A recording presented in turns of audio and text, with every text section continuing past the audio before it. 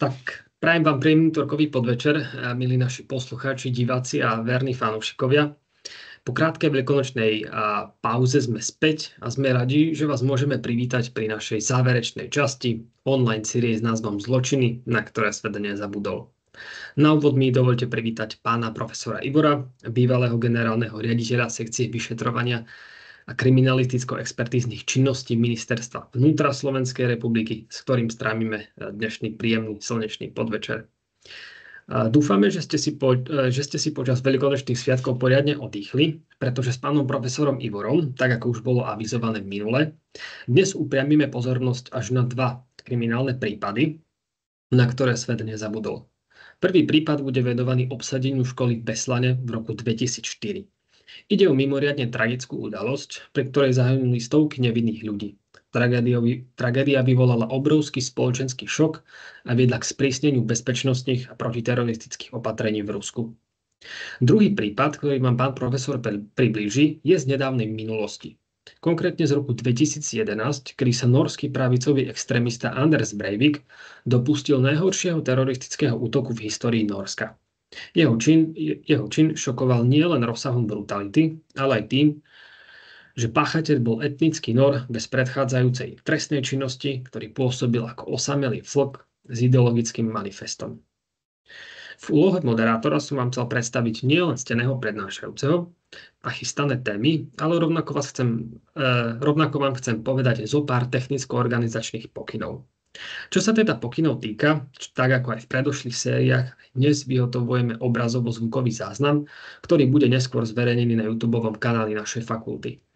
Takže vás všetkých pekne poprosím, aby ste si vypli svoje mikrofóny a kamery, aby nebol rušený priebeh prednášky. Tak ako je už tradíciou, na záver môžete vyjadriť svoje názory, poprípade položiť otázky, a to či už prostredníctvom chatu, alebo prihlásením sa o slovo a položením otázky priamo pánovi profesorovi. Na spoločnú diskusiu sa tak ako vždy budeme tešiť. Ja si myslím, že už som povedal všetko, čo bolo potrebné, všetko podstatné. Ja vám všetkým veľmi pekne ďakujem účastníkom, že ste sa prihlásili na túto záverečnú prednášku, že ste si našli čas, aj napriek tomu, že aspoň v Bystrici je slnečno. Verím, že na celom území Slovenska je slnečno, takže ste si našli na nás čas. A pán profesor, týmto by som vám chcel odovzdať slovo a prajem vám všetkým príjemné počúvanie. Ďakujem veľmi pekne. Chcem poďakovať môjmu kolegovi z katedry trestného práva, kriminológie, kriminalistiky a forenzných disciplín našej právnickej fakulty za úvodné slová, za predstavenie dnešných dvoch tém, ale nedá mi, aby som neprivítal aj ja osobne všetkých účastníkov tejto našej dnešnej témy, respektíve dvoch tém. No a som veľmi rád teda, že aj napriek tomu krásnemu počasiu ste sa rozhodli, že nejaké tie 2 hodinky strávime spolu pri prezentácii dvoch prípadov, na ktoré svet nezabudol. Oba prípady ani sme to tak nepočítali, ale osud to tak chcel, že sa spojili do jedného dňa, do jedného termínu.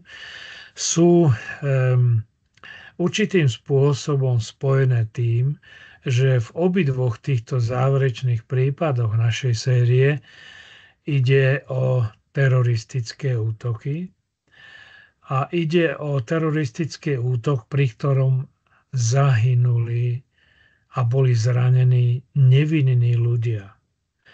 Takto je totiž tá charakteristika teroristického útoku, že teroristi si nevyberajú, že usmrcujú len konkrétne osoby. Oni usmrcujú kohokoľvek na presadzovanie svojich, či už napríklad politických, náboženských, ideových, či iných záujmov a zámerov. Poďme teda na prvú tému, ktorú sme nazvali obsadenie školy v Beslane. Ja som použil tento jemný výraz, jemný názov, ale médiá, internet používajú aj iné názvy, ako napríklad Beslanský masaker, alebo Beslanská masakra, alebo teroristický akt v Beslane.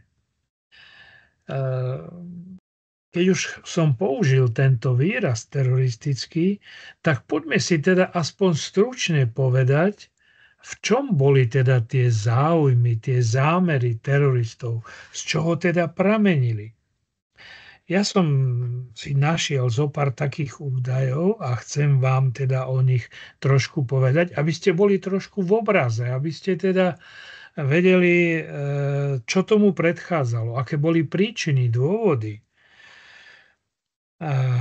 Chcem povedať na úvod, že celé 20. storočie malo Rusko problémy, alebo vtedy ešte aj teda pod názvom Sovietský zväz, problémy s najjužnejšími oblastiami pri pohorí Kaukaz v oblasti zvanej Čečensko.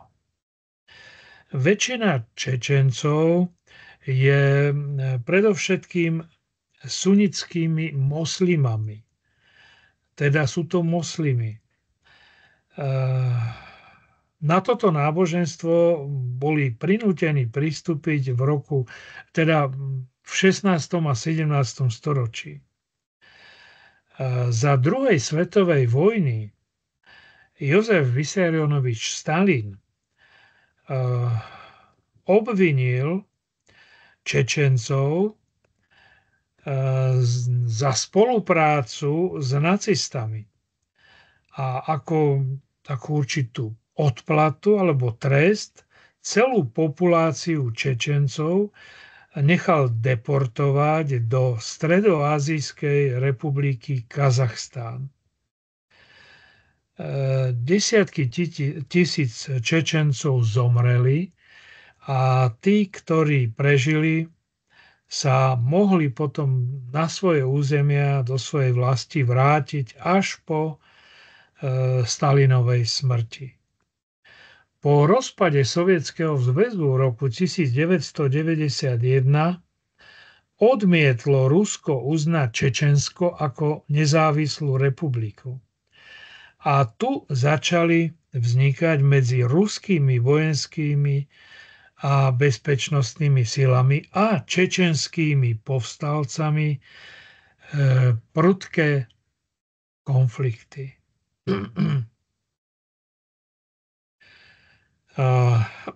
Čečensko z hľadiska svojho umiestnenia je veľmi významné a ekonomicky významné z hľadiska produkcie ropy, ekonomického, strategického hľadiska, a Rusko si predsa vzalo, že musí udržať kontrolu nad touto oblasťou. V roku 1990 tvorili na tomto území Čečenska Rusovia, teda Rusi, zhruba štvrtinu, ale 3/4 boli Čečenci.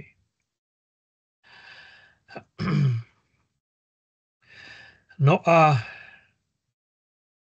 Rusko, keďže tieto konflikty neustále medzi bezpečnostnými zložkami ruskými a čečenskými pokračovali, tak v roku 2000 umiestnilo do Čečenska okolo 100 000 ruských vojakov, ktorí zahnali čečenských povstalcov do hôr. Zmocnili sa hlavného mesta Grozny a vojensky obsadili väčšinu zeme.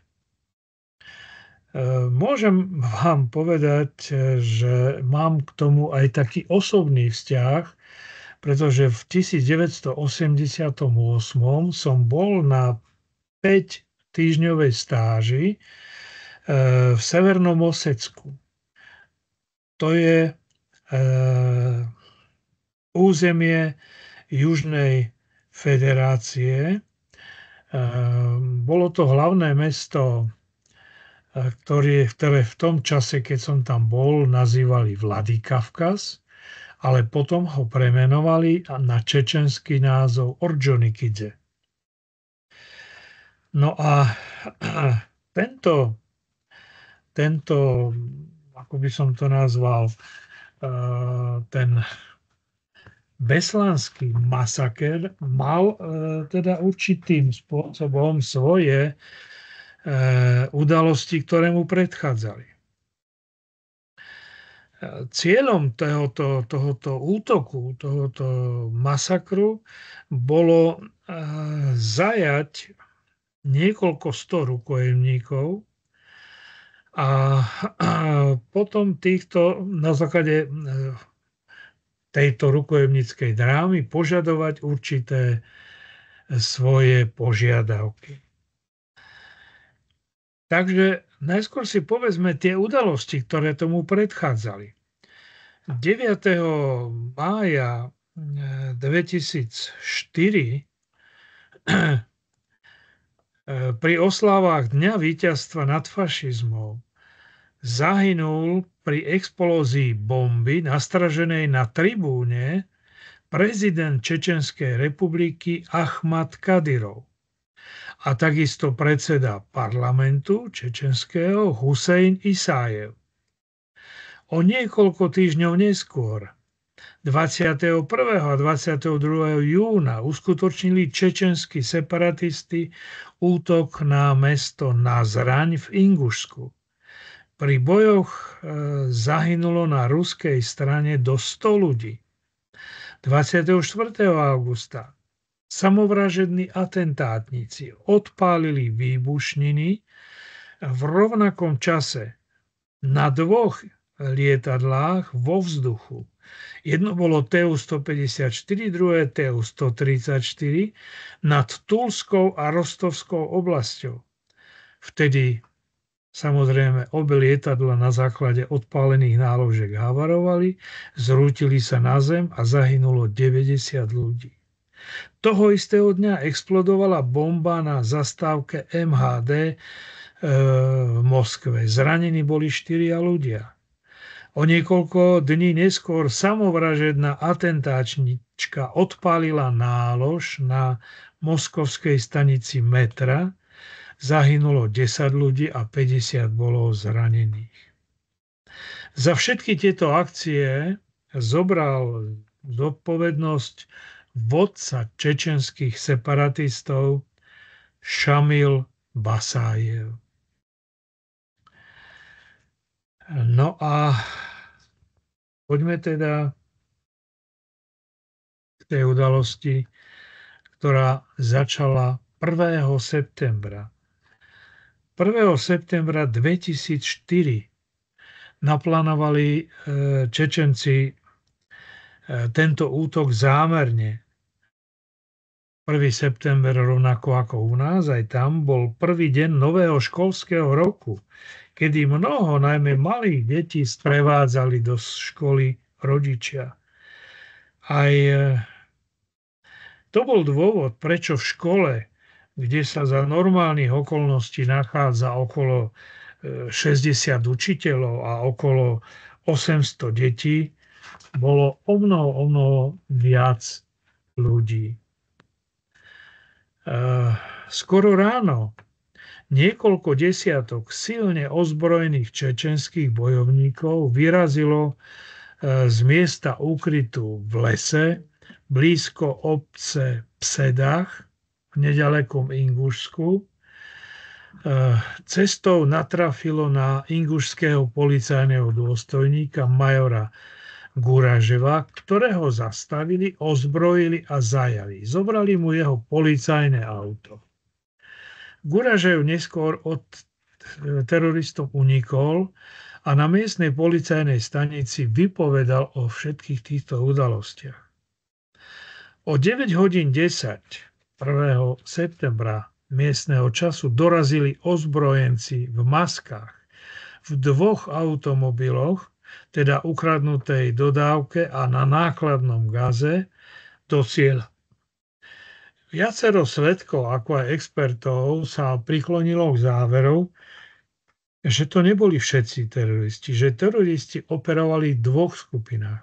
Jedna skupina, ktorá prišla z hôr a druhá sa už predtým infiltrovala medzi množstvo ľudí, ktoré prišlo na prvý deň, teda 1. septembra na otvorenie nového školského roku. Mnoho ľudí považovalo prítomnosť oficiálnej policajnej dodávky za cvičenie bezpečnostných zložiek alebo napríklad zvýšenú ochranu. Teroristi však po vstupe do budovy spustili paľbu do vzduchu a prinútili všetkých, ktorí boli na nádvorí školy, aby vošli do budovy školu.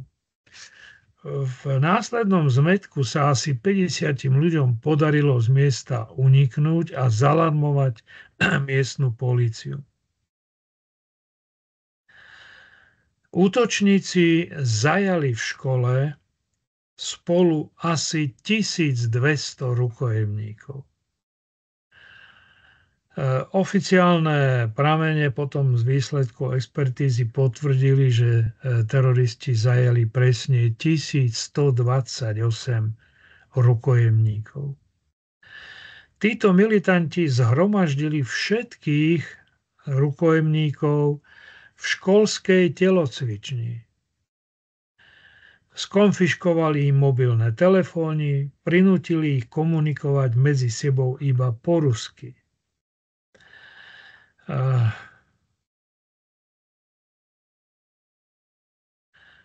Ozbrojenci následne spomedzi rodičov, zamestnancov a učiteľov vybrali 15 až 20 potenciálne nebezpečných, ktorých odviedli do chodby vedľa jedálne na druhom poschodí.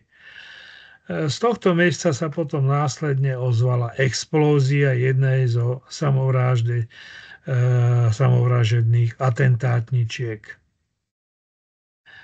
Zvyšok rukojemníkov, ako aj niekoľko teroristov, ktorí nesúhlasili s braním detí ako rukojemníkov, bolo na mieste prinútených ľahnúť si na zem a zastrelených.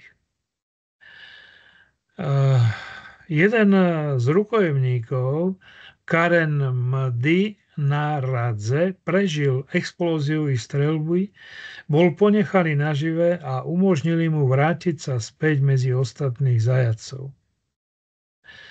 Tela mŕtvych boli vybraní rukojemníci prinútení vyhadzovať z okna budovy na dvor. Aj pri tomto útoku sa podarilo jednému z rukojemníkov utiecť, ten však bol okamžite políciou zatknutý ako podozrivý a vypočúvaný. Zatiaľ čo polícia a armáda obkolesili budovu, teroristi vo vnútri nainštalovali celý rád výbušných zariadení. Teda celú budovu vlastne obkolesili mnoho pascami vytvorenými s výbušninami. Napriek skúsenostiam z útokov v Moskve nepripravili ruské orgány v okolí budovy k dispozícii dostatok záchranárov, hasičov ani vozidiel rýchlej zdravotnej pomoci. Kontraproduktívna bola aj prítomnosť domobrany a ozbrojených obyvateľov mesta, pretože neboli koordinovaní, nebolo to riadené. To bol prvý deň rukojemníckej drámy. Na druhý deň prišiel s teroristami rokovať prezident Ingušska Ruslan Aušev. Teroristi prepustili 26 rukojemníkov. Bolo to 11 dojčiacich žien a ich 15 detí. Keďže však odmietli prepustiť až aj staršie deti, jedna z matiek odmietla budovu opustiť. Vo vnútri telocvične, ktorá bola na ten počet ľudí samozrejme nepripravená, Tá telocvičňa mala rozmery 25 metrov krát 10 metrov. Bolo tam nahromadené veľké množstvo ľudí. Bolo tam neznesiteľné horúco. Mali zákaz požívať jedlo alebo tekutiny. Mnoho ľudí tam stratilo vedomie. Prezident Ingušska prevzal od ozbrojencov videokazetu so žiadosťou Šamila Basájeva o uznanie nezávislosti Čečenska, ktoré sa malo udiať na pôde OSN. Čiže OSN malo uznať samostatnú nezávislú Čečenskú republiku. Toto uznanie sa malo udiať výmenou za životy rukojemníkov. V budove medzi tým narastala veľká nervozita. Mnoho detí plakalo, odpadávalo dom, dôb a podobne. Teroristi sa začali vyhrážať matkám, aby deti upokojili, pretože budú tie deti postrieľané. Na tretí deň približne okolo 13. hodiny malo podľa dohody k budove školy doraziť auto ministerstva zvláštnych situácií so zdravotníkmi, ktorej úlohou malo byť odviesť 20 mŕtvych tiel ležiacich pred budovou, ako aj priniesť mŕtve telo jedného z mŕtvych teroristov. Potom, čo sa automobil priblížil k budove a jeho posádka vystúpila, zaznela z telocvične explózia. Ozbrojenci následne spustili po medicínskych pracovníkoch paľbu a 2 z nich usmrtili. Ďalší 2 sa skryli za automobilom. Po necelej minúte nasledovala v budove ďalšia explózia a okolo 13:05 sa horiace krovy a konštrukcia telocvične zrútila na uväznených rukojemníkov. Vtedy pod tou padnutou konštrukciou telocvične bolo pochovaných okolo 160 rukojemníkov.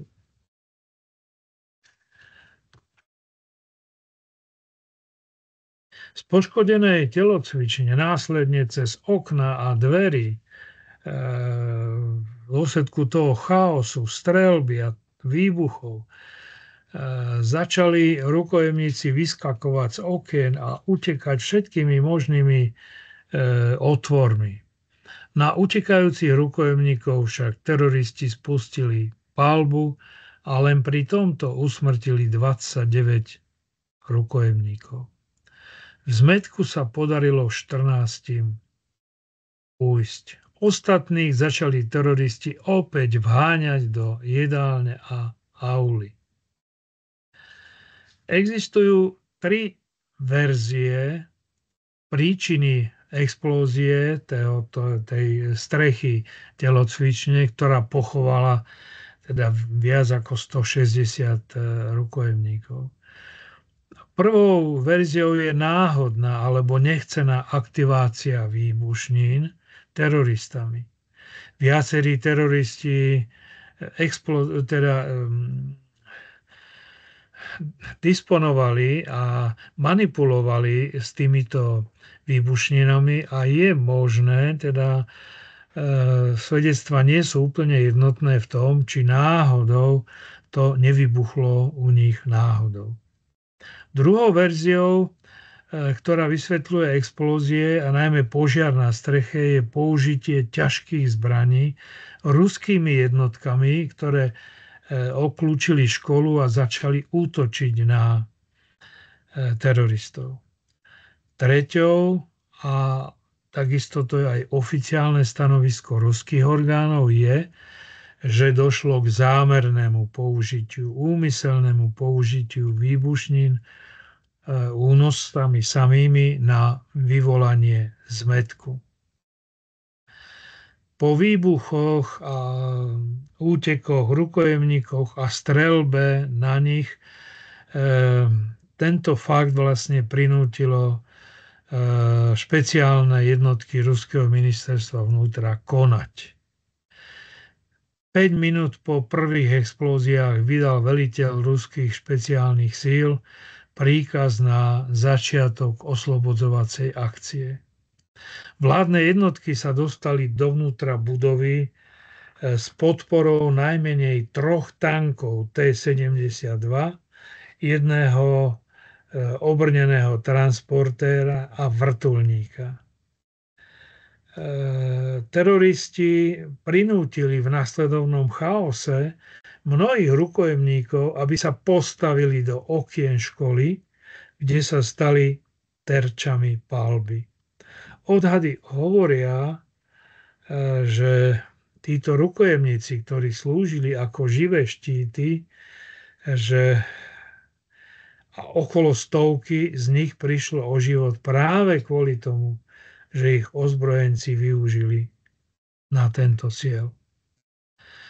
Asi po 2 hodinách po začiatku oslobodzovacej akcie ruské jednotky kontrolovali väčšiu časť budovy. Časť budovy ešte museli vyčistiť vo vzťahu k podzemným priestorom, kde sa ukryli mnohí ozbrojenci, ale okolo 21. hodiny bola budova takmer zničená palbou tankov, zápalných rakiet a samozrejme výbušnín. Iná skupina ozbrojencov unikala pozdĺž železnice, ale bola zadržaná prenasledovanými vrtuľníkmi.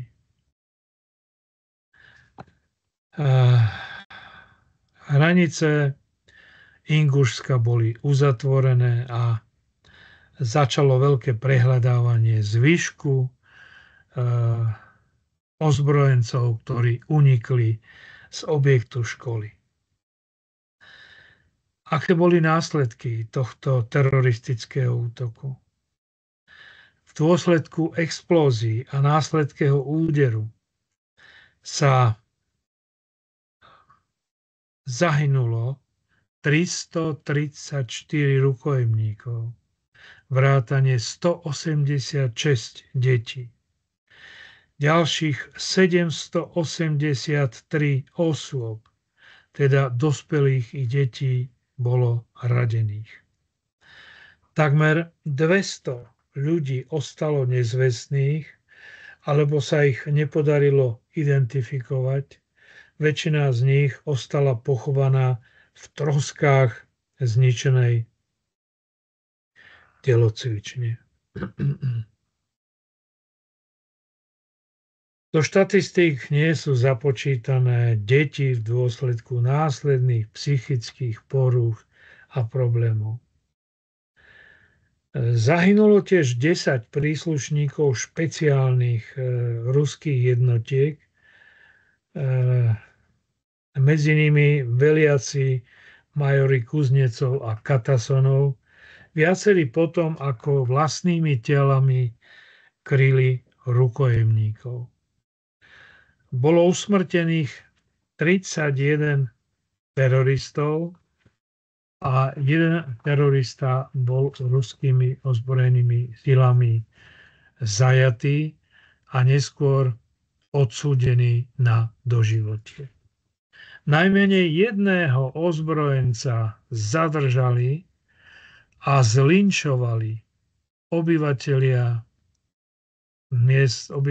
Beslanu, ktorí ho usmrtili priamo pred školou, keď sa pokúšal o útek.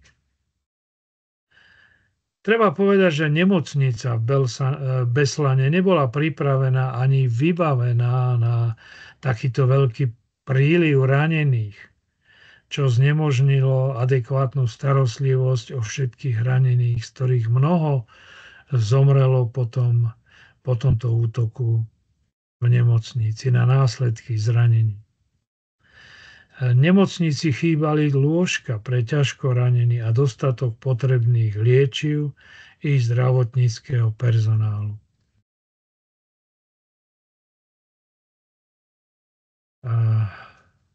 6. a 7. septembra 2004 bol v celej Ruskej federácii vyhlásený štátny smútok. 17. septembra 2004 sa oficiálne k beslanskému útoku, teroristickému útoku, prihlásil Šamil Basájev. Po masakre došlo k zmenám federálnych zákonov, boli posilnené právomoci štátnych donúcovacích orgánov, zvýšil sa tiež dosah vlády a prezidenta na médiá. Viacerí kritici toto považovali za krok, ktorým sa ďalej centralizovala moc Moskvy.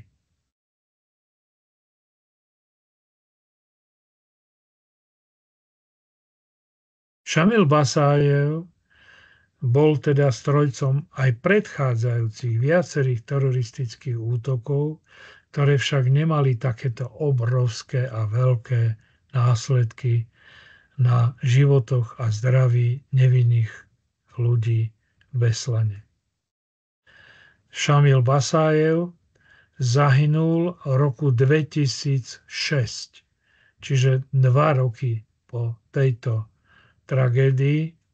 Zahynul v Ingušsku pri výbuchu nákladného auta plného trhavín.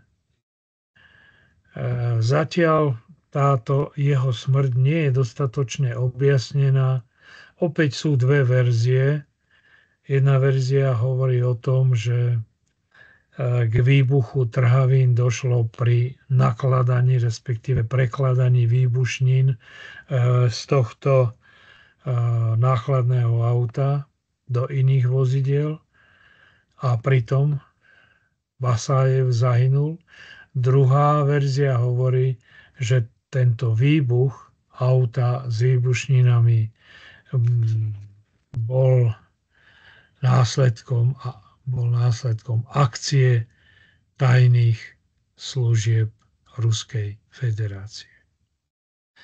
Takže zatiaľ táto posledná záležitosť úmrtia vodcu teroristov, čečenských separatistov nebola dostatočne dodnes objasnená. Šamil Basájev mal v čase smrti 41 rokov. To je asi všetko z mojej strany k tomuto beslanskému masakru. Samozrejme, snažil som sa zhrnúť a povedať len tie najdôležitejšie fakty. Snažil som sa vám vysvetliť aj ten boj čečenských separatistov, ktorý predchádzal tomuto masakru a obsadeniu tej školy v Beslane. Ten boj, tie snahy boli neúspešné. No a potom došlo až k takémuto najväčšiemu útoku, ktorým bola teda obsadená škola a bolo usmrtených množstvo dospelých i bezbranných detí. A treba povedať, že tieto útoky, tieto konflikty, ktoré existujú stále na území Ruskej federácie, práve medzi rôznymi týmito separatistami alebo skupinami, ktoré sa snažia určitým spôsobom osamostatniť a snažia sa opustiť Ruskú federáciu a vybudovať nezávislosť, stále pokračujú. Moskva sa neustále snažila od tohto útoku zvýšiť svoje kompetencie a práve to bola akože najväčšia najväčšie zdôvodnenie a charakteristika toho centralizovania moci, pretože keď by nastúpila skutočne také rozdrobenie, ďalšie rozdrobenie rôznych autonómnych oblastí, takže by to znamenalo ešte väčší konflikt, ešte väčšie boje medzi teda rôznymi separatistami a ruskou armádou. Čiže aj teraz vlastne je tá moc v Ruskej federácii pomerne silne udržiavaná len dôsledkou silnej centrálnej moci. Takže toľko asi k tomu. Samozrejme, dalo by sa diskutovať, hovoriť o tom efektívnom zákroku, či bol dostatočne efektívny, či nie, či bol pripravený, či neboli tieto jednotky zaskočené, či muselo dôjsť k takémuto veľkému počtu mŕtvych a zranených. Ale to by stálo tieto úvahy na jednu veľkú konferenciu a nie na jednu prednášku s témami, ktoré sme si spomenuli.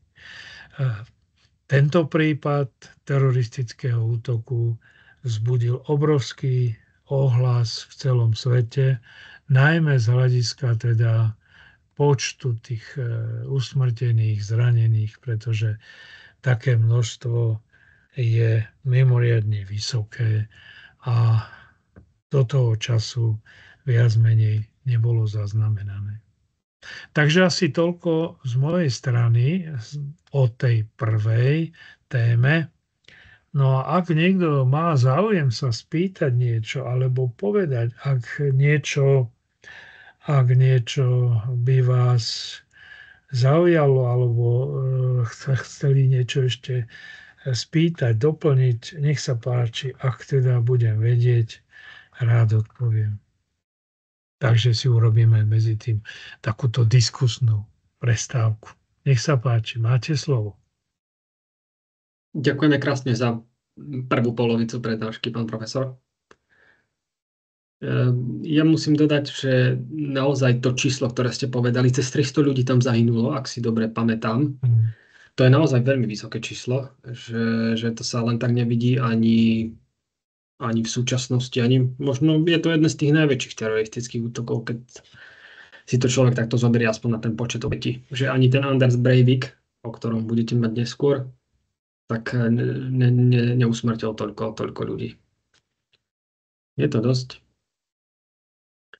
Nech sa páči, vážení kolegovia, môžete pokojne reagovať na slova, ktoré boli odzneté. Ja len na doplnenie to, čo hovoril pán doktor Čuha.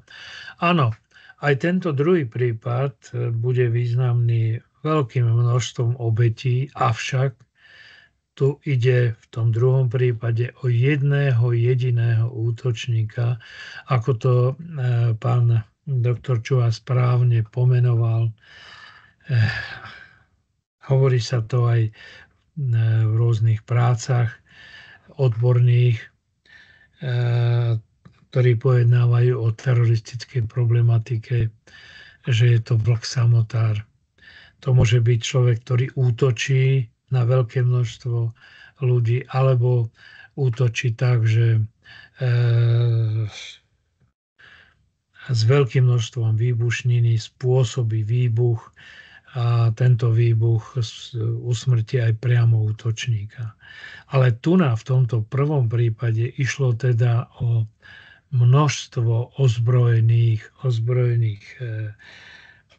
ako by sme to nazvali, oni všetci nazývajú teda teroristi, separatisti, lebo im išlo o tieto politické ciele. Tak, ale toto veľké množstvo spôsobilo aj veľké utrpenie a straty nielen na životoch, ale aj straty v rodinách, straty na psychike, straty v zraneniach a tak ďalej. Takže má to veľa spoločného, ale aj samozrejme rozdiely. Takže nech sa páči, nechcem brať slovo. Kolegyňa Zuzana napísala, atentátnici dosiahli niečo zo svojich požiadaviek? Ako som už uviedol, tak na to rokovanie prišiel ingušský prezident a jemu odovzdali tieto požiadavky, ale samozrejme boli to požiadavky, ktoré sa jednoducho nedali zrealizovať hneď a nedali sa zrealizovať v podstate v priebehu jedného dňa, lebo to boli požiadavky, ktoré sa museli zrealizovať až na pôde OSN a tak ďalej. A okrem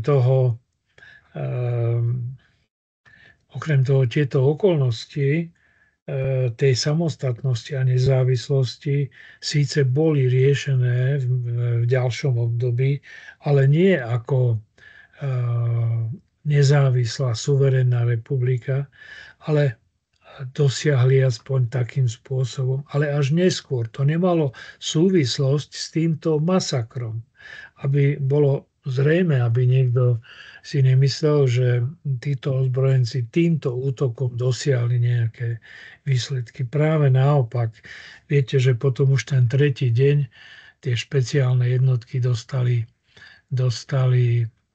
príkaz, aby útočili a v podstate tam bola jediná možnosť. Všetci tí, ktorí boli účastníkmi toho konfliktu, tak boli buď zastrelení priamo v boji, alebo potom jeden z nich bol zajatý a jeden z nich bol súdený. Ten ďalší bol zlinčovaný tým davom rozúrených obyvateľov Beslanu, ale ostatní neboli nejakým spôsobom ušetrení. Čiže bola to, tak povediac, takmer vojenská operácia. Vojenská operácia na zlikvidovanie tých separatistov. A bezprostredným následkom teda nebolo riešenie, nejaké pozitívne riešenie týchto požiadaviek Čečencov. Takže asi toľko. Rozumieme.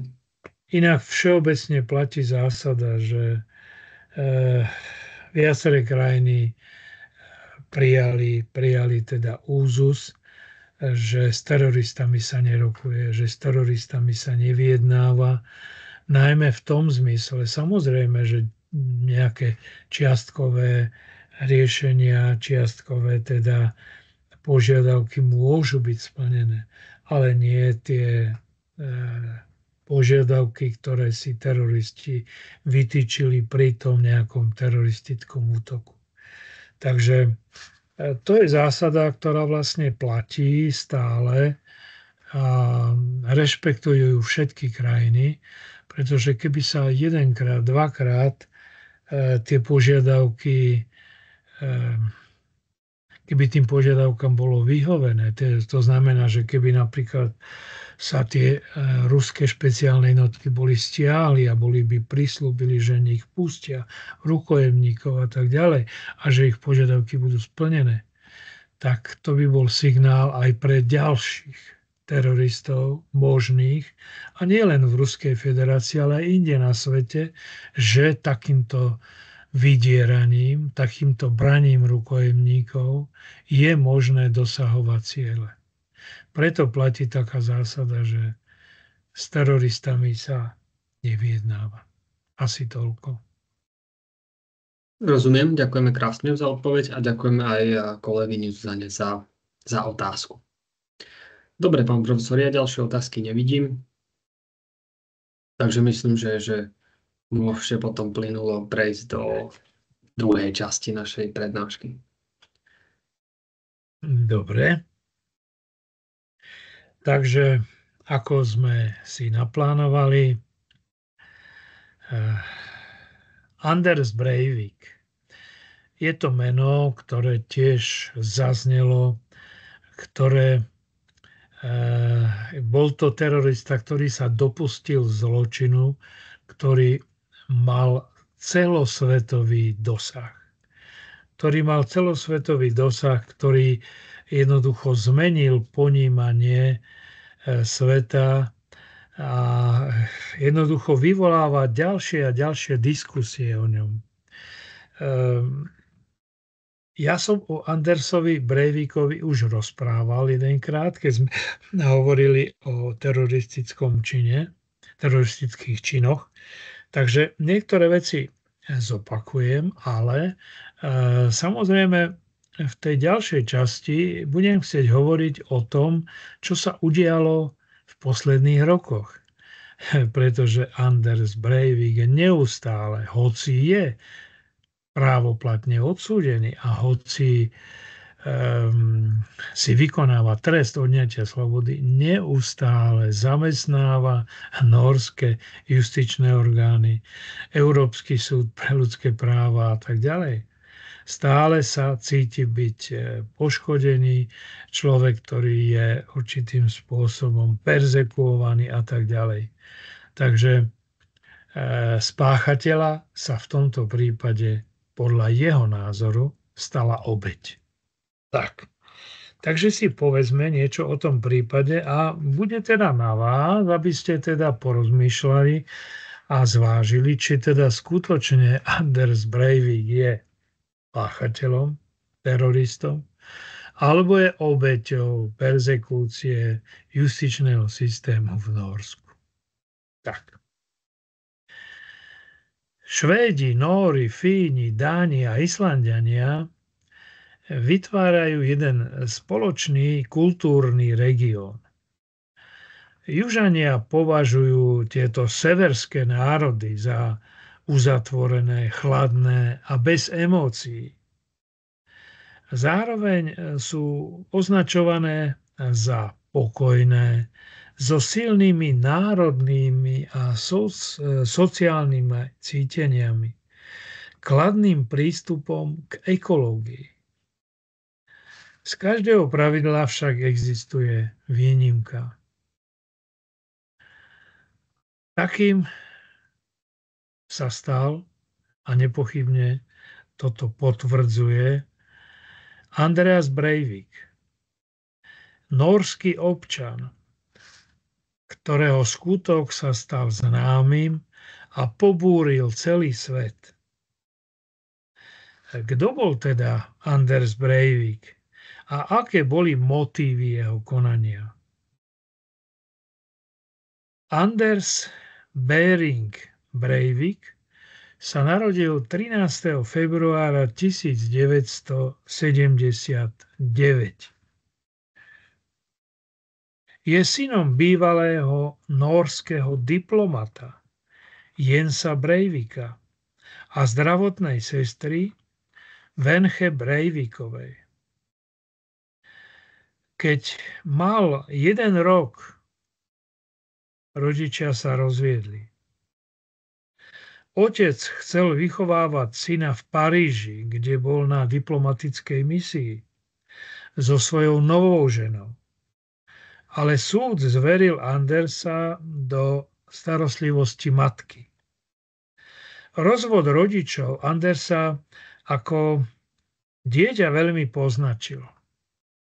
Podľa psychológov, už keď mal 4 roky, sa u ňoho začali badateľne vykazovať určité odchýlky v správaní.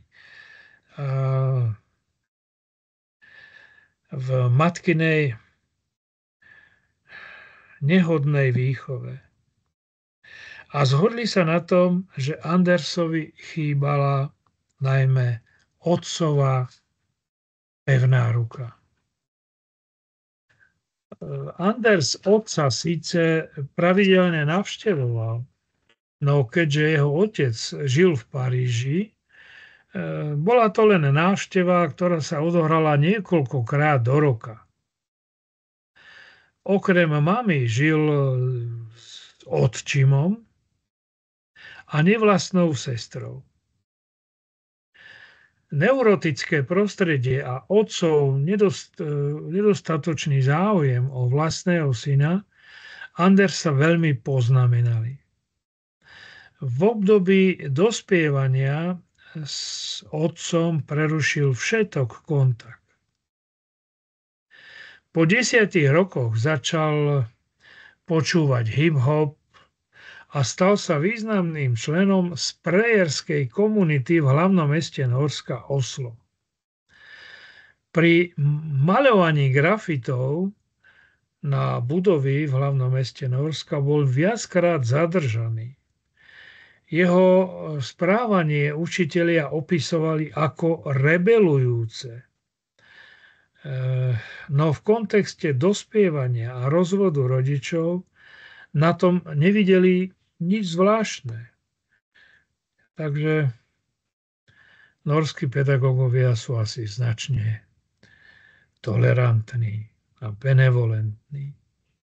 Zlom v Andersovom živote spôsobila hádka a konflikt s jeho najlepším priateľom, ktorý pochádzal z Blízkeho východu, po ktorom prerušil kontakt s celou hip-hopovou aj graffiti komunitou. Následne sa vrhol na posilňovanie, ktoré bral aj podľa slov spolužiakov skutočne vážne. Problém mu vraj nerobilo cvičenie od skorého rána, čiže od svitu do mrku cvičieval, aby dosiahol vzhľad podľa svojich predstav. Začal užívať aj anabolika. Posilňovaním chcel dosiahnuť jediný cieľ. Chcel byť veľký a silný. V roku 1999 dokonca podstúpil s týmto cieľom aj viacero menších chirurgických zákrokov na svojom tele a tvári. Dal si upraviť bradu, nos aj čelo. Strednú školu v Oslo nevyštudoval. Ukončil ju už v prvom ročníku. Na matku nazeral ako na duševne 10-ročný. Svoju sestru považoval za pobehlicu. Podľa jeho slov mu sestra i matka robili hanbu, a to nielen jemu, ale celej rodine. V roku 1999 vstupuje do pokrokovej strany Nórska. Bola to nórska pravicová strana vystupujúca hlavne proti imigrácii. O 7 rokov neskôr však bol zo strany vylúčený pre svoje mimoriadne extrémistické názory. Niektoré zdroje však uvádzajú, že politické zoskupenie opustil z vlastnej iniciatívy. Po opustení nórskych národniarov sa začal kontaktovať s ultrapravicovými skupinami po celej Európe. Podľa samotného Breivika sa začiatok jeho príprav na teroristický útok datuje už do roku 2002. V tom roku sa ako 23-ročný pustil do obstarávania finančných prostriedkov na tento čin. Peniaze mu začala vynášať najmä softvérová firma, ktorú sám založil. V priebehu niekoľkých rokov sa rozrastla až na 6 zamestnancov a Breivikovi tak v 24 rokoch zarobila prvý 1 000 000 nórskych korún, čo je približne 100 000 eur. Neskôr však jeho firma zbankrotovala a Breivik sa vrátil do domu svojej matky. Podľa vlastných slov preto, aby mohol ušetriť čo najviac peňazí na bývanie a na energiách. Viacerí odborníci z oblasti psychiatrie sa zhodli na tom, že toto obdobie sa na Breivikovom zdraví významne podpísalo. Práve stiahnutie sa zo spoločnosti, izolácia a dostatok peňazí vyústili v patologické myšlienkové pochody. Pre predstavu, v roku 2008 mal disponovať hotovosťou vo výške asi 200 000 eur a mal taktiež prístup k úverom vo výške takmer 30 000 eur. Peniaze tak neboli pre Breivika žiaden problém. Rok 2009 bol prelomovým najmä preto, že plán napredoval rýchlymi krokmi, za čo môže ďalšia firma, ktorú Breivik založil. Jeho firma Geofarm sa zamerala na poľnohospodárstvo, čoho cieľom mala byť zjednodušený prístup k hnojivám a rôznym chemikáliám, ktoré by chcel využiť na výrobu výbušnín. V roku 2010 dokonca je zaznamenané, že vycestoval do Prahy, kde sa pokúšal zaobstarať si strelnú zbraň.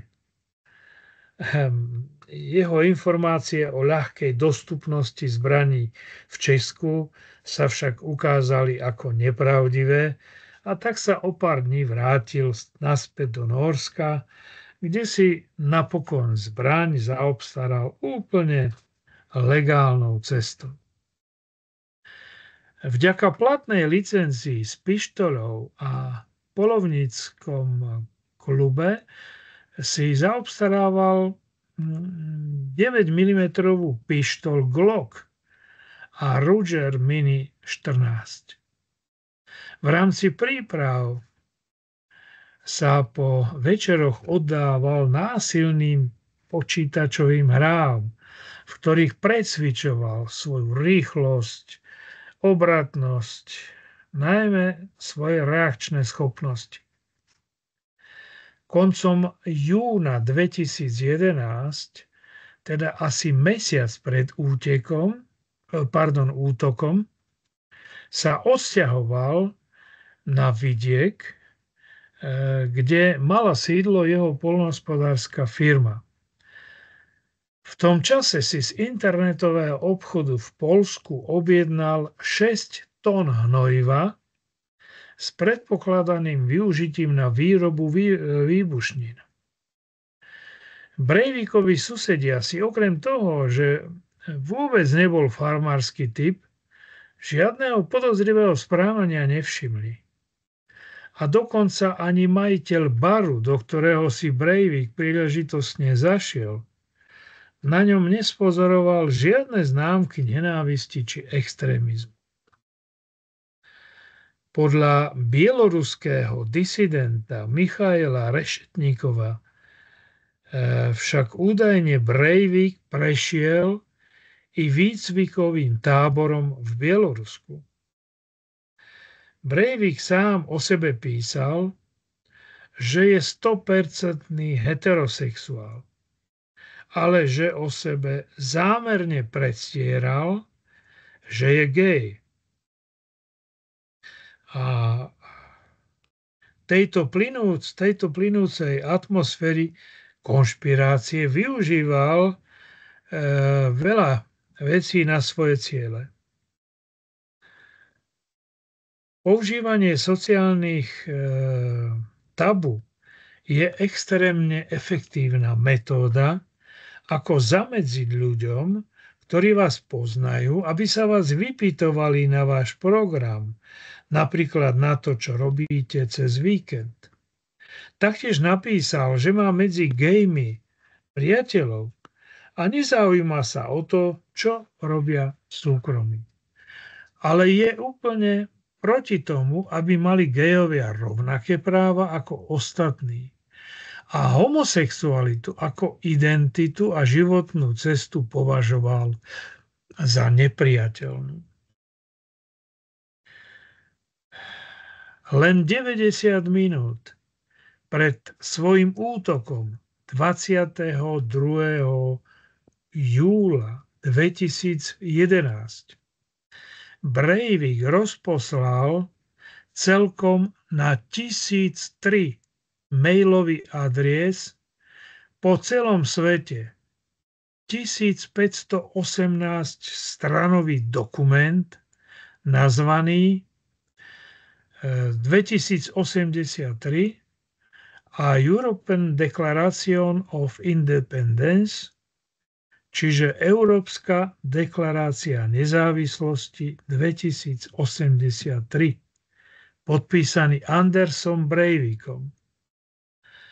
Breivik v tomto manifeste kritizuje hlavne politikov členských štátov Európskej únie.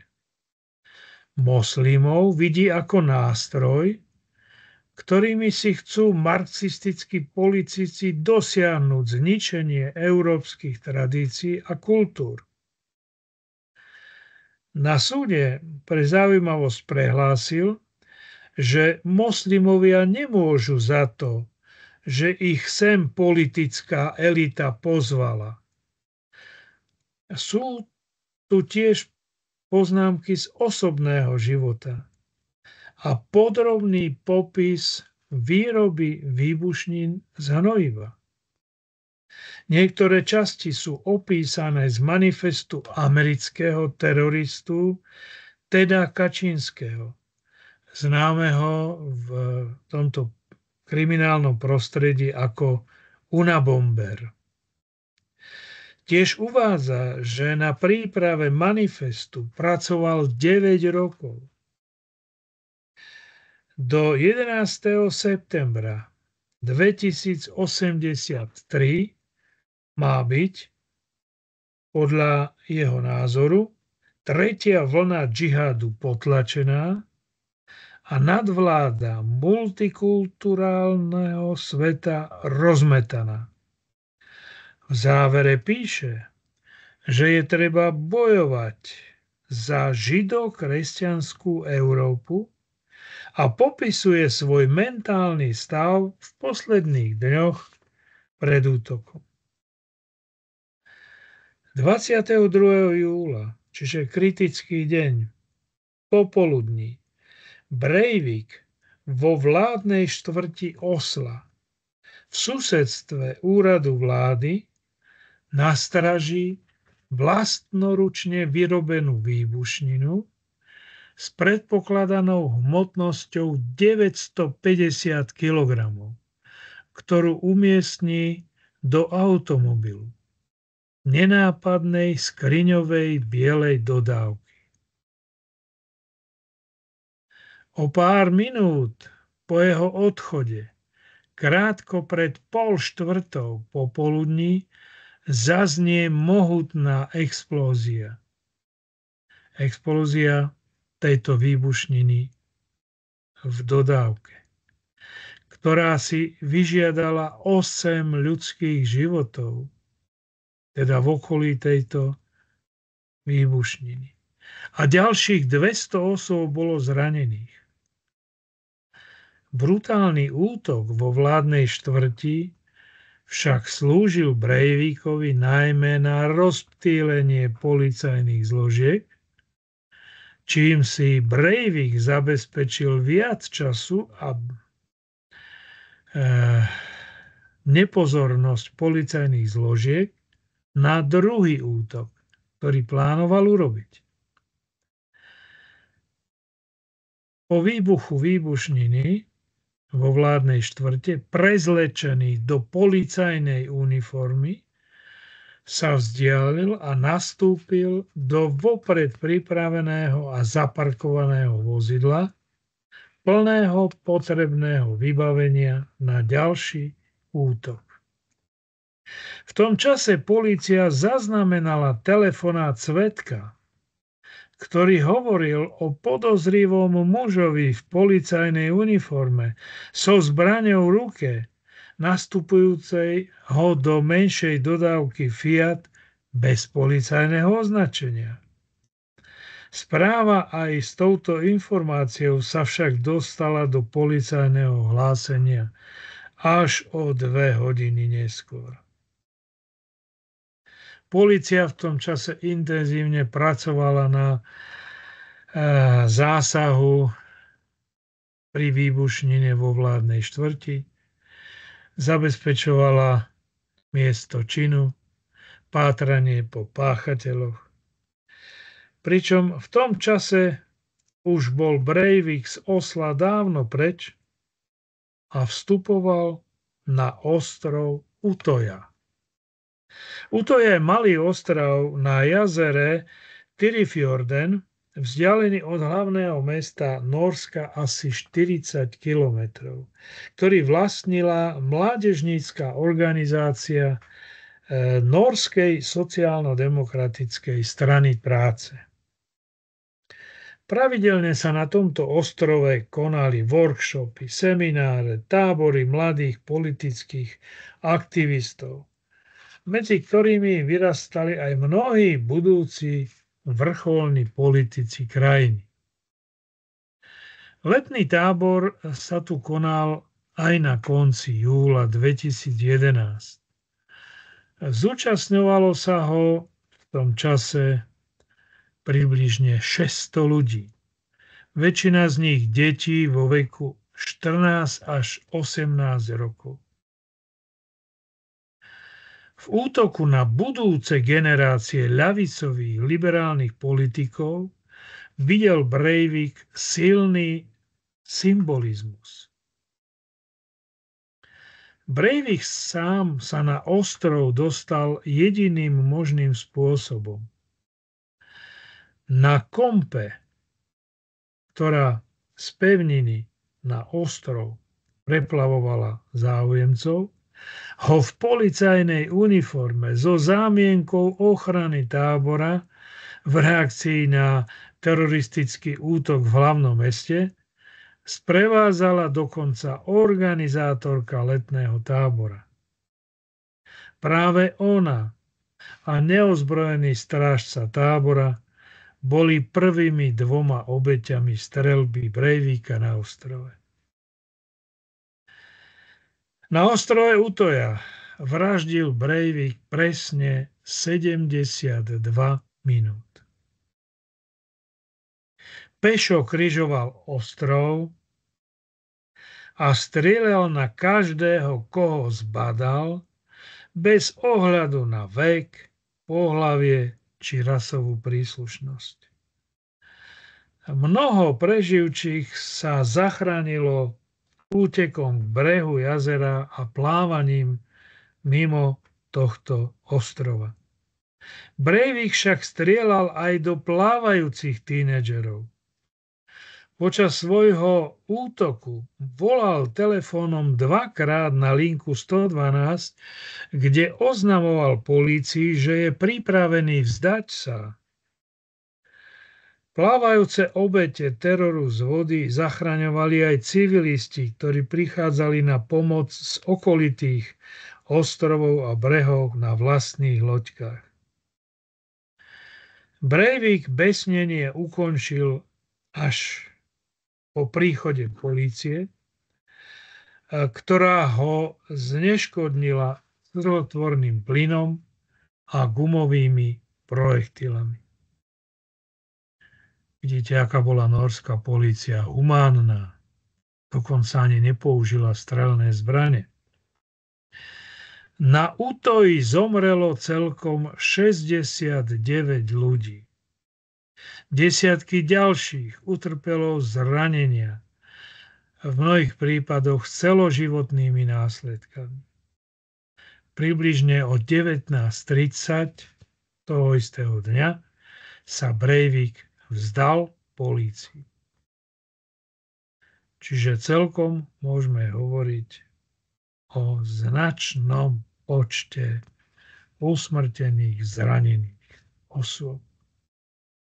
Po zadržaní umiestnili teda Breivika do väznice nedaleko Osla. Vyšetrovanie nebolo dlhé a ani náročné a ani komplikované. Vyšetrovací tím skončil vyšetrovanie 10. augusta 2011. Prokurátor oznámil, že Breivik oba útoky, teda ako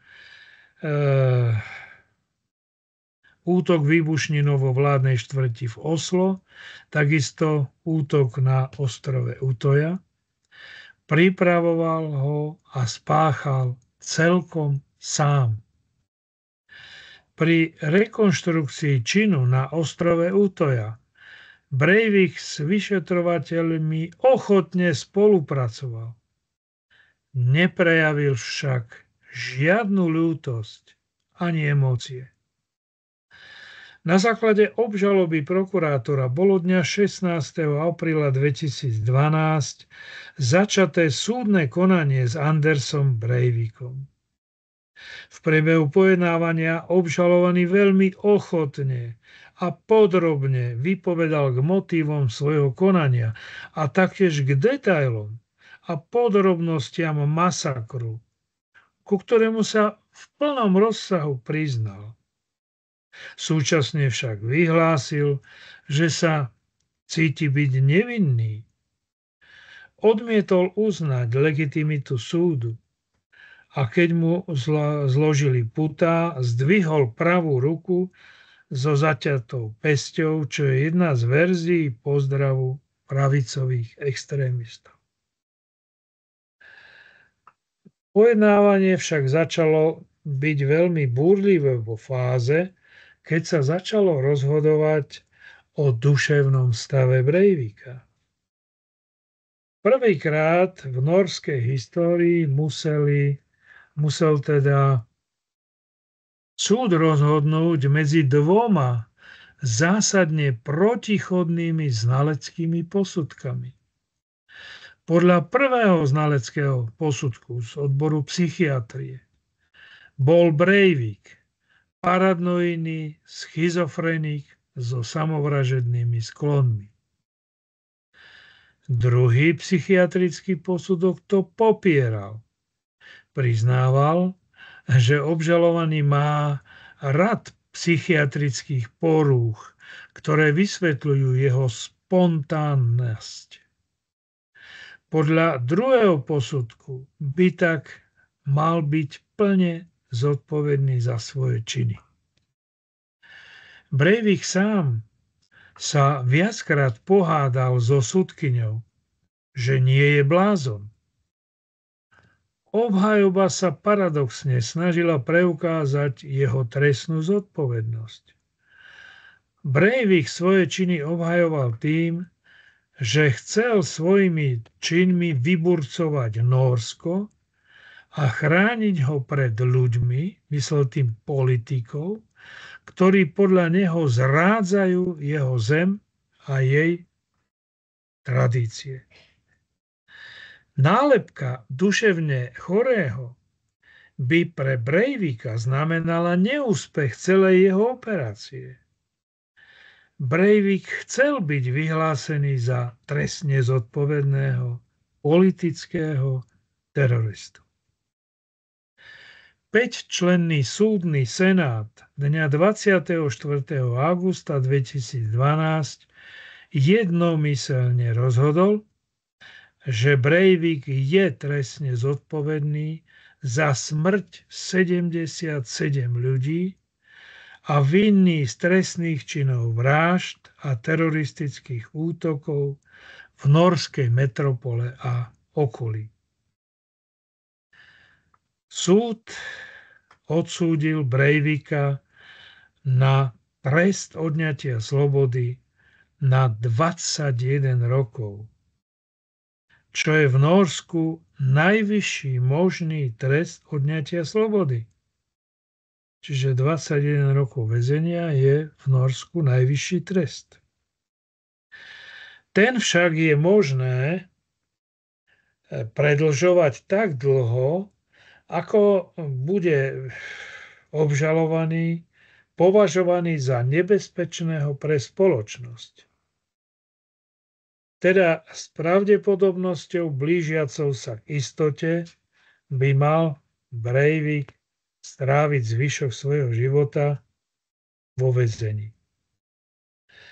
Uväznený bol vo väznici Skien. V apríli 2016 zažaloval Breivik nórskú vládu za porušovanie svojich ľudských práv počas výkonu trestu odňatia slobody. Stať sa tak malo, podľa jeho samozrejme názoru, jeho izolovaním od iných spoluväzňov, častými osobnými prehliadkami, skutočnosťou, že počas presunov medzi jeho 3 väzenskými celami mu často nasadzovali pútá. A tým, že so svojím právnikom môže komunikovať len cez sklo. Čiže to boli podľa jeho názoru závažné porušenie jeho ľudských práv. Samozrejme, pokiaľ môžeme takto doplniť, Breivik mal veľký záujem sa stretávať so spoluväzňami, aby mohol rozširovať svoj manifest, svoje myšlienky, svoje idei na ďalších ľudí. On potreboval mať poslucháčov.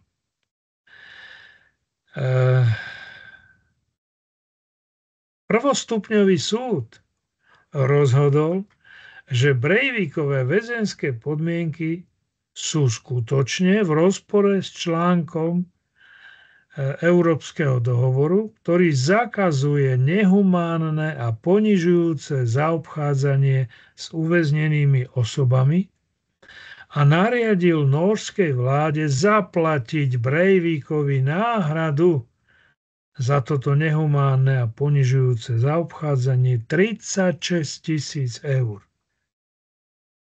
Len pre ilustráciu. Breivik mal vo svojich 3 celách prístup k hracím konzolám, televízii, mal tam prehrávač DVD, mal prístup k novinám a k elektronickému písaciemu stroju. Takisto tam mal počítač bez internetu. Mal povolenie návštevy rodinných príslušníkov a priateľov. Nikto ho však zatiaľ nenavštívil, okrem matky, ktorá ho navštívila jedenkrát nakrátko pred svojou smrťou. Plocha jeho 3 ciel, v ktorej je Breivik umiestnený, má rozmer 30 metrov štvorcových. Môže sa v nich voľne pohybovať. Jedna cela je cela obytná, druhá cela pracovná a tá tretia tréningová s bežiacim pásom a ďalšími fitness prístrojmi. Norská vláda sa samozrejme proti rozsudku odvolala a norský najvyšší súd Høyesterett v Oslo 7. júna 2017 potvrdil rozhodnutie odvolacieho súdu z januára 2017 a konštatoval, že ľudské práva odsúdeného Andersa Breivika neboli nejakým spôsobom porušované. Nenávisť voči islamu a zachovanie európskej tradície mali byť hlavnými príčinami Breivikovho konania. Odborníci potvrdili, že kresťanstvo vôbec nevníma, teda Breivik, ako praktizovanú vieru, ale iba ako kultúrny odkaz. Väčšina pravicovo orientovaných politikov v západnej Európe sa síce od masakru dištancovala, no zároveň prezentovali, že základnou Breivikovou myšlienkou je ochrana Európy. Čiže túto myšlienku ochrany Európy akceptovali, ale spôsob prevedenia činu je však bez diskusie neospravedlniteľný. Väčšina ľudí sa zhodla na tom, že Breivikov trest je len výsmechom pre všetkých 77 pozostalých. Desivé masové vraždenie Breivika sa objavovalo aj vo filmovom alebo knižnom spracovaní. Reportérka Sierstad vo svojej knihe Jeden z nás, príbeh o Nórsku, detailne popisuje udalosti z 22. júla 2011, ale aj Breivikov život a životy obetí. Udalosti z Osla a ostrova Utoja sa v posledných rokoch stali námetom aj na dva celovečerné filmy. Norský film Utoja 22. júl je desivým spracovaním masakru počas letného tábora z pohľadu obetí. Film 22. júl z produkcie Netflixu sa zameriava a analyzuje život Andersa Breivika, súdny proces, ako aj obetí, ktoré prežili. Ešte jedna zaujímavosť. Anders Breivik má od roku 2015 priateľku. Má priateľku Madeleine, 31-ročnú, zo Švédska. Ich láska vzplánula cez dopisy, ktoré si začali vymieňať. Mi dovolte citovať túto jeho Madeleine. Milujem Andersa preto, akým je, a nie kvôli tomu, čo spáchal. Je jediným mužom, ktorého som milovala a milujem. Budem na neho čakať tak dlho, ako bude treba. On je láskavý, trpezlivý, inteligentný, vtipný človek. Nie je násilník a chcem, aby to celý svet vedel. Koniec citátu Madeleine. Breivik jej taktiež vyznáva lásku, ďakuje za jej záujem, dopisy a sťažuje si, že mu niektoré polícia zhábala. Anders Breivik nechce upadnúť do zabudnutia.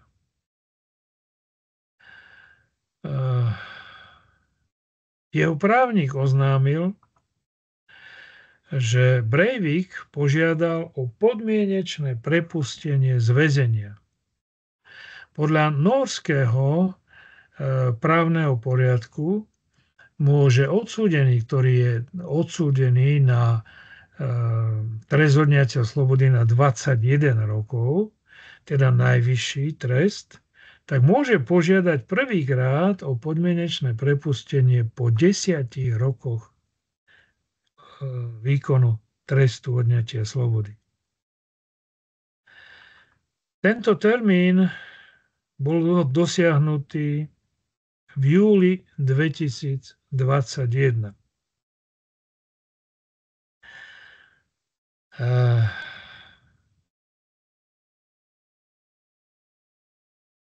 V januári 2022 sa začalo súdne konanie, v ktorom sa malo rozhodnúť, či sa zruší alebo potvrdí rozhodnutie prokurátora o zamietnutí podmienečného prepustenia. Na začiatku tohto konania o podmienečné prepustenie Breivik niekoľkokrát pozdravil Senát a prítomných v súdnej sieni nacistickým pozdravom, teda zdvihnutou pravicou, a vyhlásil, že je stále nacista.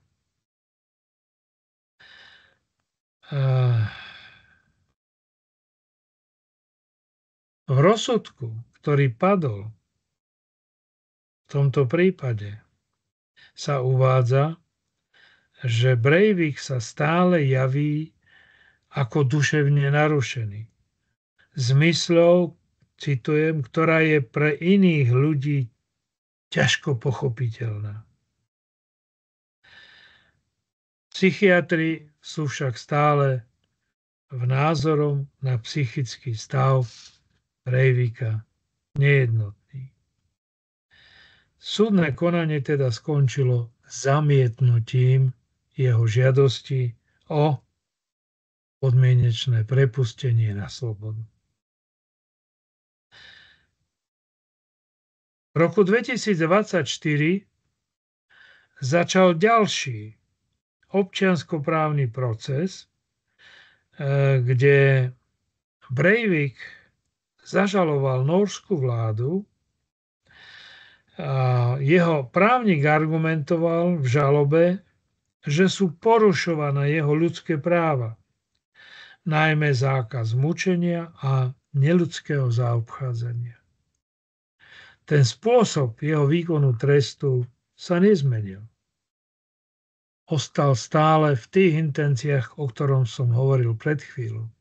Čiže 3 cely, ktoré voľne môže užívať. Jedna je obývacia, jedna je pracovná a jedna fitness centrum. Úplne posledná informácia, ktorú sa mi podarilo získať, je z januára 2025, čiže spred 3 mesiacov, kedy Breivik prehral zatiaľ aj posledný spor proti vlády a súd zamietol aj jeho poslednú žalobu proti vláde za neľudské zaobchádzanie počas jeho výkonu trestu odňatia slobody. Domnievam sa, že tak ako Breivik plánuje sa neustále zviditeľňovať svojimi návrhmi, žalobami,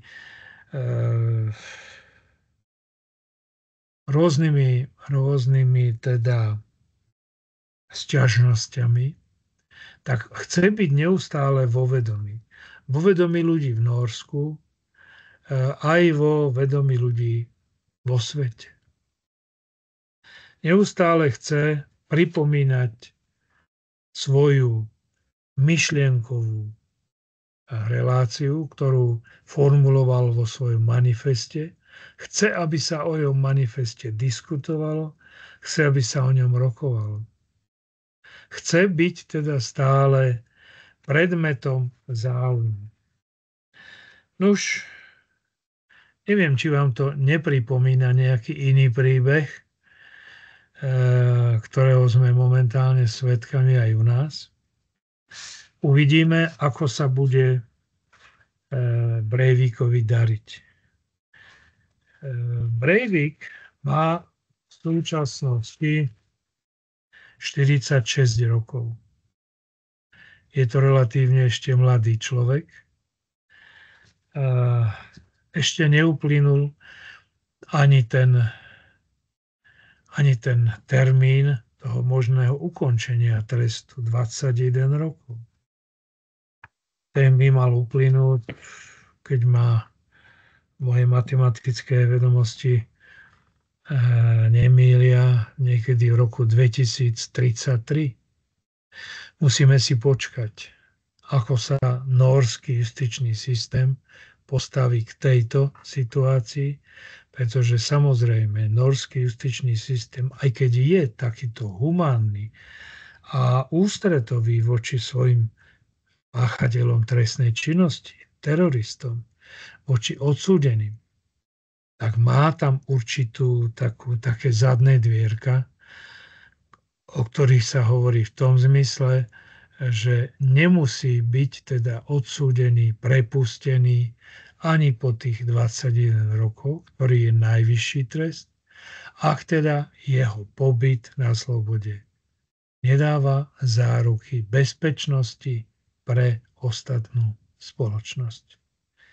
Počkajte si, priatelia, do roku 2033, ako bude v tejto veci Andersa Breivika rozhodnuté. Ďakujem vám za pozornosť. Nuž a odozdávam slovo panu doktorovi Čuhovi.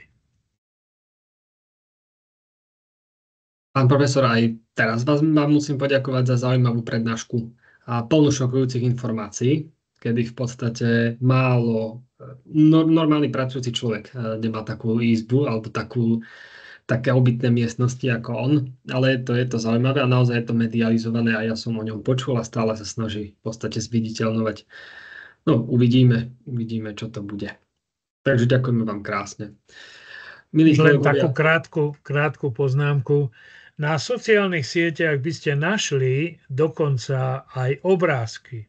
Ja to nemôžem tu naprezentovať, ale kto bude mať záujem, tak by ste našli aj vyobrazenia tých cieľ. No ja len poviem toľko, že keď som to videl, tak ja musím povedať, že to tak nie je vybavený ani náš 5-hviezdičkový hotel a hotelové zariadenie.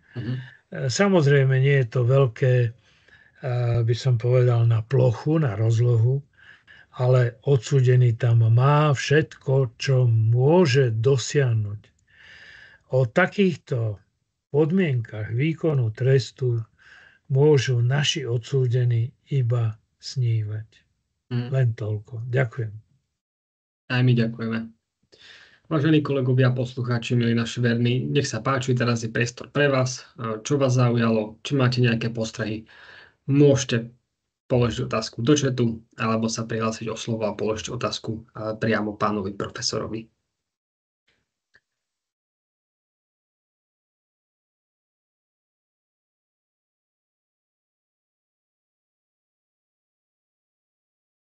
My počkáme, pokojne si porozmýšľajte, pouvažujte, naberte odvahu.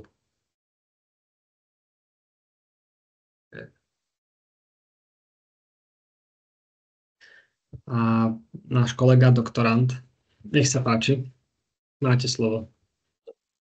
Ďakujem, dobrý deň, pán profesor, dobrý deň, pán doktor. Ja sa vás chcem spýtať, či máte informácie o tom, prečo trvalo tak dlho policajným jednotkám, kým došli na ostrov. Ďakujem. Áno, samozrejme,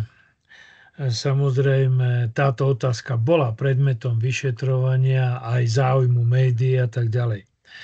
Ale možno ste postrehli ten premyslený ťah Breivika, ktorý urobil jeden z jeho strany perfektný ťah, že v centre, vo vládnej štvrti odpálil dodávku s obrovskou hmotnosťou výbušnín. Pri tejto akcii, pri tomto výbuchu bolo usmrtených, mám dojem, že 8 osôb. Takže bolo tam veľa ľudí zranených, veľa ľudí, teda samozrejme 8 usmrtených. No a pre políciu to bola samozrejme akcia číslo 1. Všetky policajné jednotky začali riešiť situáciu v súvislosti s touto akciou, s týmto výbuchom, s touto činnosťou, ktorou vlastne Breivik odlákal pozornosť polície a všetkých orgánov voči svojmu ďalšiemu konaniu. Nikto nepredpokladal, tak to bolo aj zdôvodňované, že nikto nepredpokladal, že budú nasledovať nejaké ďalšie útoky alebo ďalší hromadný útok. Možno ste postrehli, že tento útok prvý bol v Nórsku, v Oslo, v hlavnom meste. ten ostrov Utoja, kde bol ten ďalší útok, bol vzdialený od Oslo asi 40 kilometrov.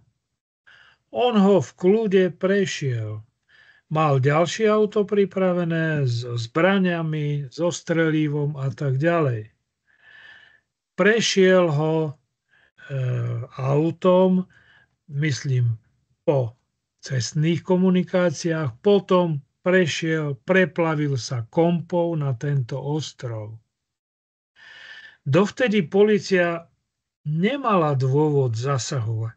Polícia zasahovala a sústreďovala svoje sily a prostriedky na ten výbuch v centre Oslo. A až potom, keď začali táto streľba, tá streľba mimochodom netrvala dlho. Sme povedali, že trvala 1 hodinu a 12 minút. Nebola dlhá. Ale teraz si predstavte, že bolo treba okamžite sa zorientovať, vyčleniť sily a prostriedky polície na toto druhé miesto činu. Áno, a tam zasiahnuť. A to ja sa domnievam, že bolo akurát tá hodinka, ktorá chýbala do toho efektívneho zákroku. Tá polícia bola niekde inde, zakročovala inde a hoci napríklad aj ten Breivik telefonoval dokonca na políciu, tak polícia tomu žiaľ asi nevenovala dostatočnú pozornosť, pretože myslím, že to podcenila celý tento priebeh. Domnievam sa, že norská nielen polícia, ale aj hlavne bezpečnostné zložky, hlavne teda spravodajské služby, im unikol tento človek. Tento človek, ktorý vlastne sa pripravoval dlhodobo na tento útok. Už to i malo byť napríklad podozrivé, keď si objednal také veľké množstvo hnojiva z Poľska. Pričom, ako som uviedol, susedom vôbec nebolo podozrivé, že on tam síce mal farmu, ale on vôbec nehospodáril. On tam len prežíval a pripravoval sa na ten svoj útok. A na čo mu to bolo potom tých, myslím, že 600 kilogramov hnojiva? No samozrejme, aby z neho vyrobil veľké množstvo výbušniny, ktoré potom použil na ten prvý výbuch v centre Oslo.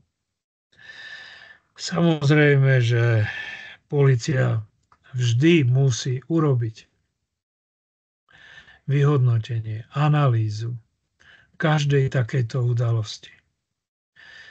Viete, ja keď som začínal v polícii, bolo to už dávno. Už som to spomínal, že na budúci rok budem oslavovať 50. výročie mojej trestnoprávnej a kriminalistickej činnosti.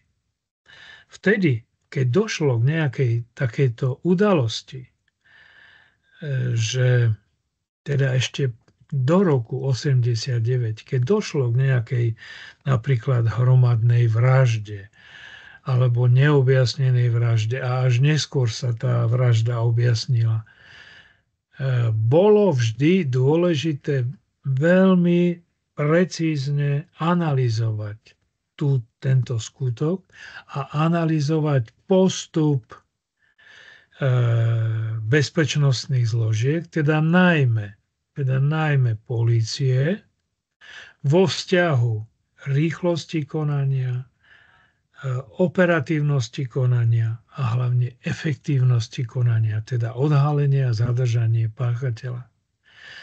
A potom z toho sa vyrábal takzvaný, my sme to nazývali, že poučný rozkaz.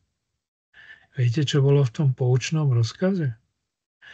Tak v tom úvode sa pre všetkých policajtov ten poučný rozkaz sa musel čítať na každom policajnom útvare v republike. Čiže nie len niekde v kancelárii, na ministerstvách. Nie. Ten poučný rozkaz sa musel prečítať na každom policajnom útvare a všetci policajti ho museli podpísať, že sa s ním oboznámili. To nebolo samoučelné. Bolo to preto, aby sa poučili. Aby si zobrali poučenie, príklad z chýb, ktoré urobil niekto iný. V rýchlosti spracovania, v rýchlosti rozhodovania, v operatívnosti zásahov, v nesprávnom alebo zlom vyhodnotení informácií, zlom vyhodnotení dôkazov a tak ďalej. Viete, ja na to stále spomínam a domnievam sa, že takýto spôsob informovania a poučovania polície by mohol nastať aj v súčasnosti. Aby sa policajti poučili z chýb, tak ako sa poučovali z chýb v tomto prípade, kde sa konkrétne vylicitovali chyby, ktoré polícia urobila, čo mala urobiť, ale neurobila. Čo mohla urobiť, ale neurobila.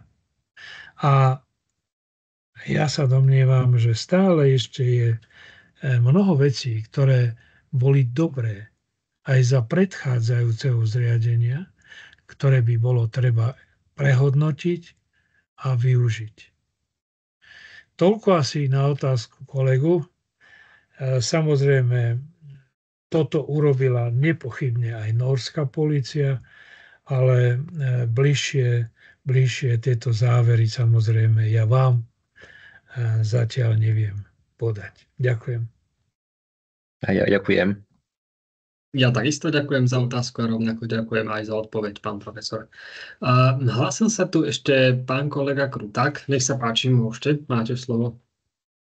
Ďakujem veľmi pekne. Pán profesor, pán doktor, chcem sa vám prvom rade poďakovať za ďalšiu veľmi zaujímavú sériu prednášok. Čo sa týka tej dnešnej, tak áno, môžem s vami iba súhlasiť s tým, čo ste odprednášali. Taktiež nie je to tak dávno, ako nás v Prahe postihlo podobné nešťastie v podobe jednotlivého útočníka, ktorý spáchal atentát, dá sa povedať, na vysokej škole, kde zavraždil 14 študentov. A presne sa dá s vami iba súhlasiť, že každý ten prípad je taký individuálny, že to sa nedá nejako dopredu nejako nalinkovať, že takto a takto bude ten útok prebiehať a tí zasahujúci policajti idú tam s nasadením života a nevedia, čo ich čaká. Že? Potom, či je podľa vás na mieste, aby tie médiá prezentovali každú tú zložku toho skutku, ako keby to bolo dopredu nejako nalinkované, lebo to si nemyslím, že by to tak malo byť. Že by to malo byť nejako, ako to mám, ani neviem, ako to mám nazvať, že zovšeobecňovať takéto útoky, to není správne.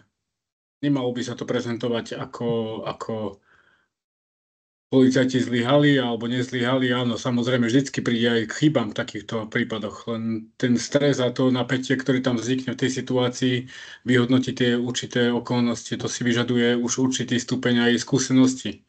A s takýmito sa nestretávame každý deň.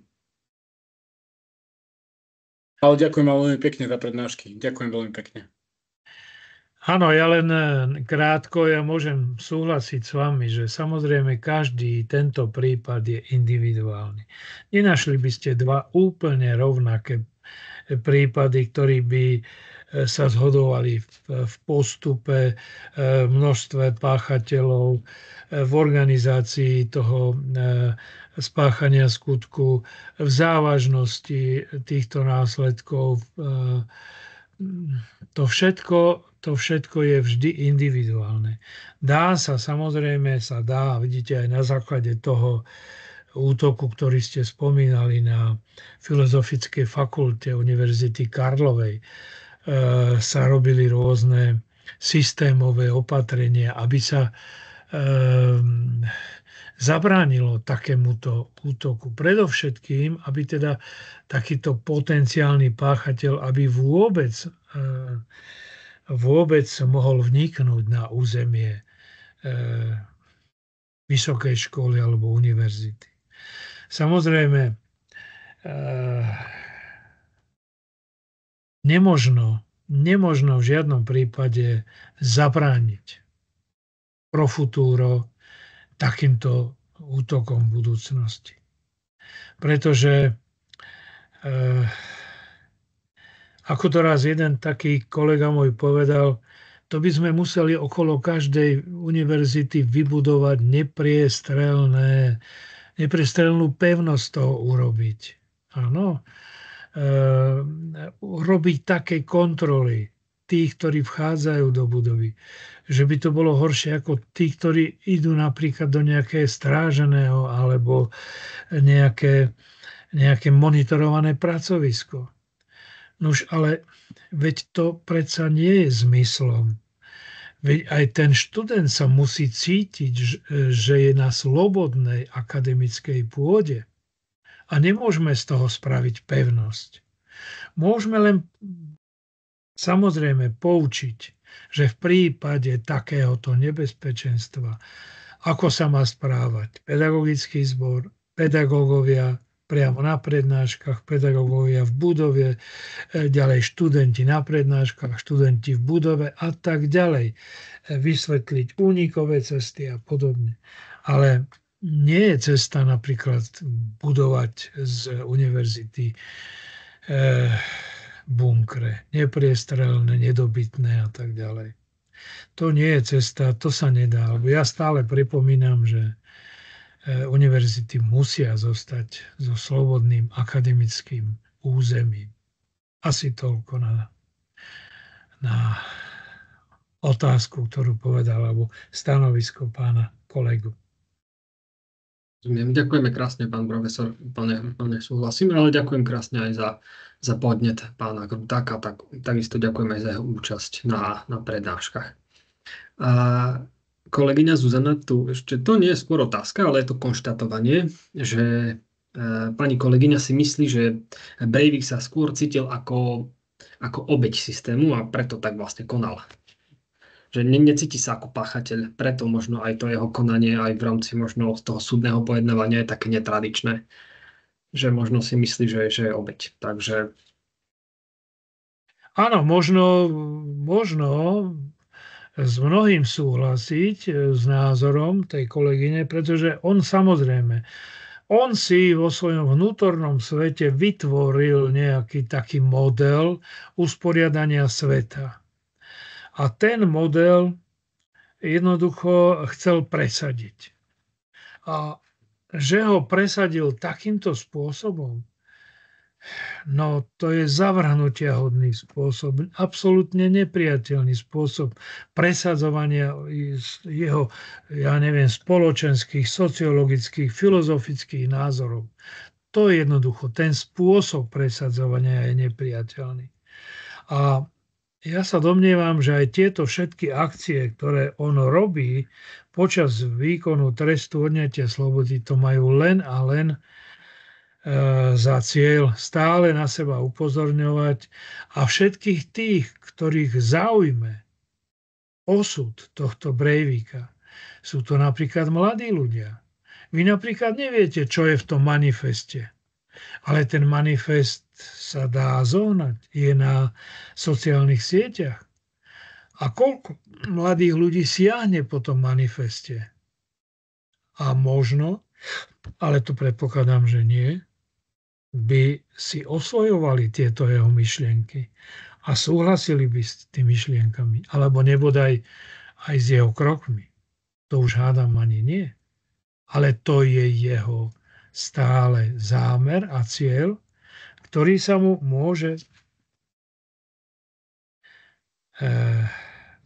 môže naplniť len takýmito neustálými oboznamovaním sveta so svojím osudom. On môže tvrdiť, že je tak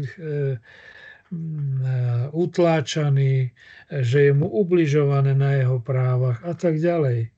No, samozrejme, že tomu asi nikto neuverí. Ale vzbudí myšlienku, V čom teda to je? V čom je ten jeho problém?